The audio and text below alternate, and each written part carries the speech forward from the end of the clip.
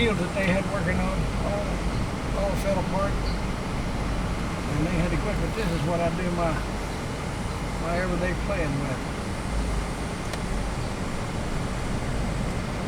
That's a handy thing.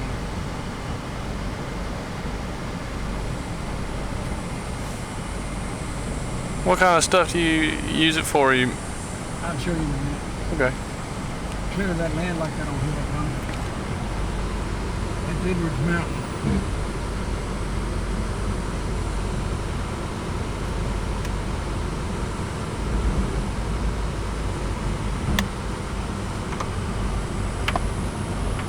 These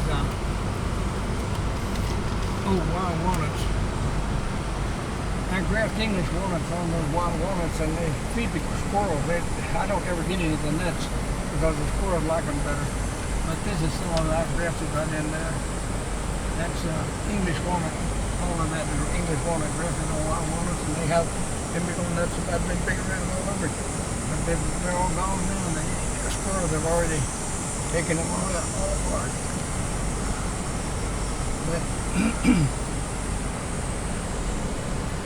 this, all of this stuff here is my old kettle operation, and I have planted pecan trees all in this area, and these pecan trees here are things that I have grafted, and this is got a name to it. It has a pecan that's almost big as an English walnut. It has big walnuts on it, big pecan. You get a better shot at them right over here on this now, I believe.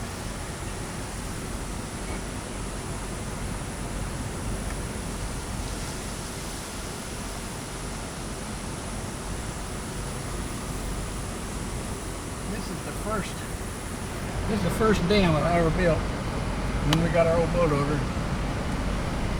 And you can see the depth of the creek on this side and the depth of the creek on this side, and it's almost full of mud.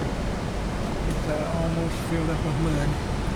And the fishing is very poor in there. And that thing was, the water was 20 feet deep. And we had a ramp over there where we ran out on it to swim and all that stuff. Oh. Spring fed, see it?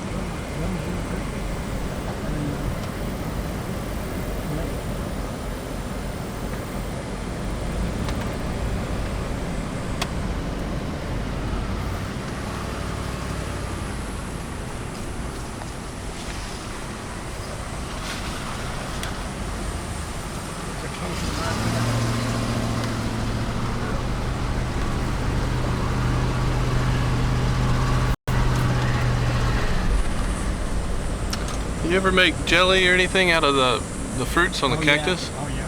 Yeah, we don't much anymore because we don't have actually a need for it. We eat such a little bit of fruit, then we kind of prefer it fresh. And we eat those peaches. I have about 25 or 30 peach trees, but this year the coons got 90% of it. I got at least 90% of my peaches. Yeah.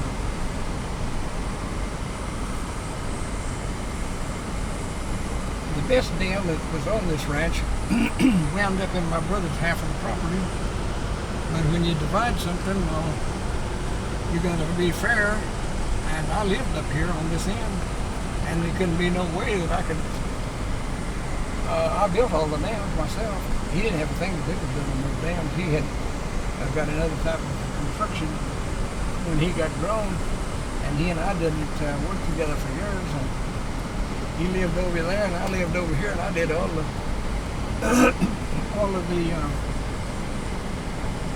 maintenance on all of the ranch and everything. And this right here, this dam, that water in there is still some 20 feet deep.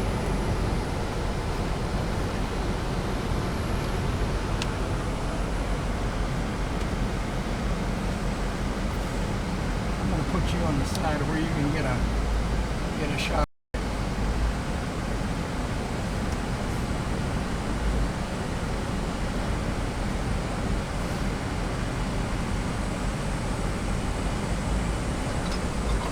But the big lake is in my brother's property down yonder. And we had just finished, one of my grandsons just finished poisoning those cattails. They're sure a nuisance. If they get started in your dam, they'll take it. And they sure do need poisoning at times.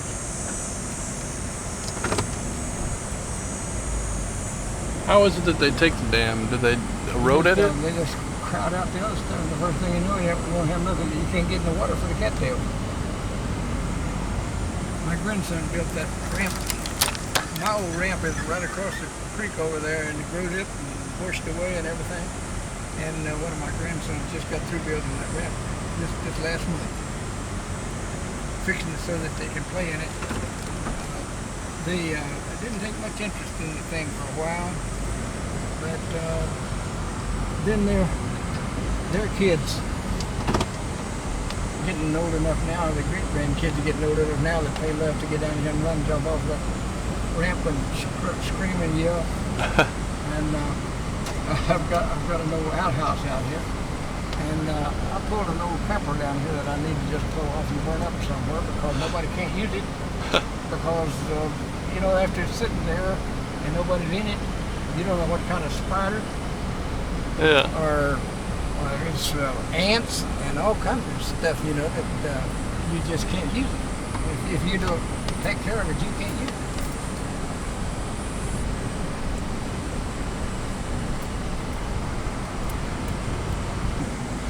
Of this little patches like this, and we would have a profitable crop off of this little old field here with about 10 acres. It runs a quarter of a mile long, and we'd probably get a couple of hundred bushels of corn off of it and stuff like that. And you could raise lots of crops. I mean, feed lots of animals with that much food. That old cottonwood tree is about probably 80 years old. And it's the only one that I know of in this whole country. I don't know of a cottonwood in any of these canyons anywhere. It almost died last year.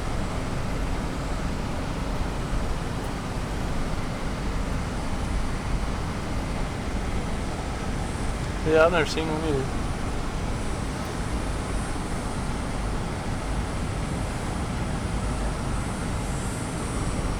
So what did you grafted pecan limbs onto what kind of tree? Well, I grafted pecans on pecans. You can't cross them much in it. You can graft English walnuts onto wild walnuts, and that'll work. Or you can graft those domestic grapes on these wild grapes. That grape there is what they call a Mustang, and it's worthless. Yeah, I mean, it put on a little bit of stuff you could make some juice out of it and stuff like this, but it's I would say waste of space. Yeah. But these domestic grapes, I mean, they put on the fruit. Those domestic grapes, they really put on the fruit, but the birds get all of them, and squirrels get all of my English walnuts. The coons get all my peaches, except what I eat myself. I get plenty of them, but I feed them better than they could be fed otherwise. But these right here are some English walnuts that I have grafted onto my wild walnuts. And I have gotten 2 5-gallon cans of English walnuts off of those 2 trees right there in this one. And wow. This last year, I mean, the squirrels have already eaten them and they're not ripe yet. But the squirrels have already eaten them. Yeah, I'm eating them up.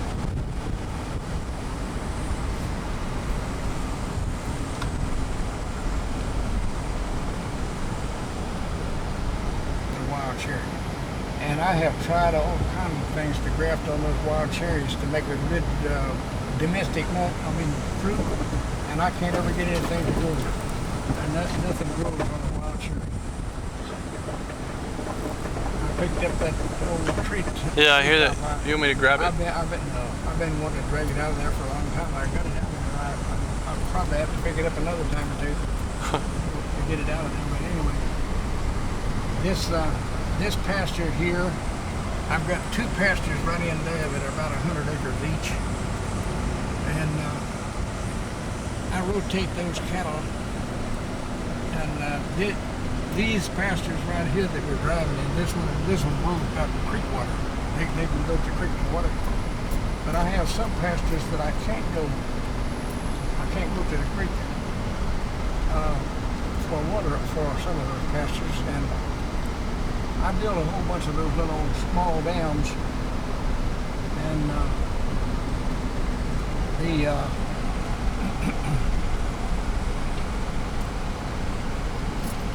makes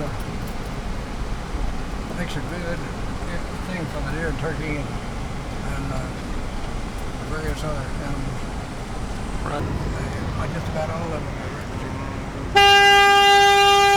That old cow you're looking at there is the oldest cow I have.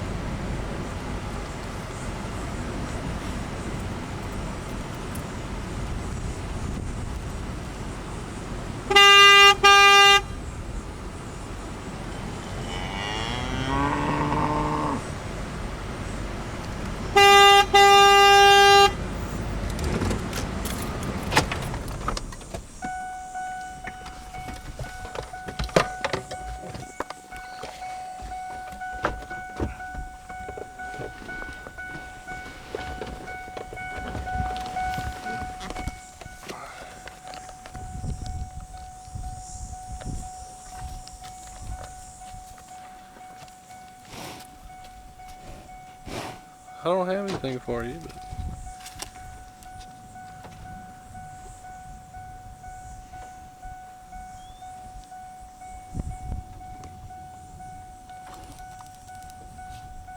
Woo!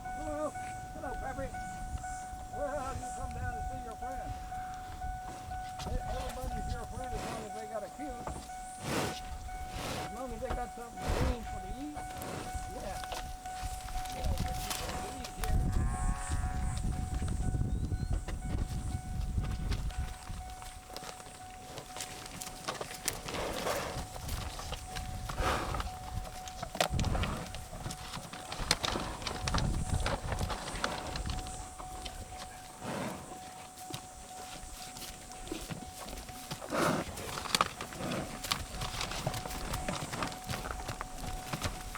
Old Pappy.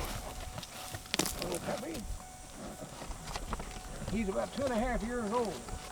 When he gets grown, he's going to be a pretty good sized bull.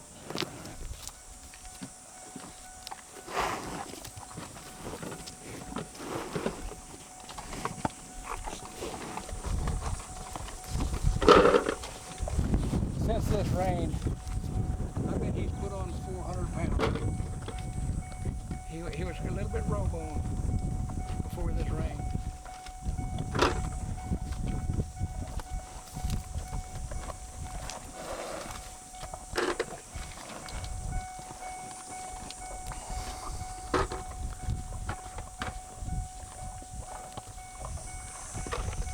what kind of cow is he? What's that? What species is he? A Beefmaster. Beefmaster. Yeah, he's registered. I got the papers on him. He is healthy looking. Registered Beefmaster. And this old cow here is of registered stock. She's not a registered Beefmaster, but she's a registered stock, and that's some of her offspring. That necessarily is not necessarily her offspring that's coming. And that one you see coming down the hill real slow is new to this ranch. But this is these cattle are all out of Beefmaster stock, but I don't have papers on a whole bunch of them. I don't go to that because it's not really necessary. Now this cattle here, she's just as much Beefmaster as all of them. And that is just an average color Beefmaster. That is not.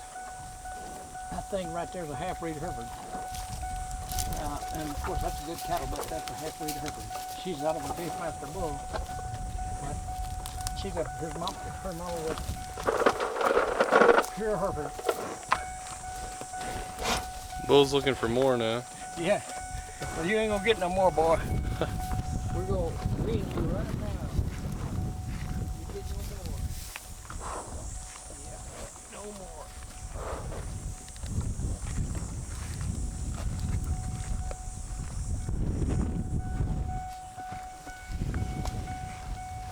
We had run short on pasture here a while back and run short on water, and we didn't know when it was ever going to rain, and sometimes it's just cheaper to sell some than to try to feed them. Yeah. But that stock right there, I really like that. That young one there, that's just a yearling. She hadn't had her first calf yet, but this white one here, she's, I'm going to say about 95%. I'm anxious to see what kind of calf she's going to bring out of this Beefmaster bull. But she's about 95% Charolais. And Charolais is a good breed. But anyway, I didn't make a job out of it. I'd bulldoze out here for maybe a day, and it might be 2 weeks before I'd get it ready to do another day.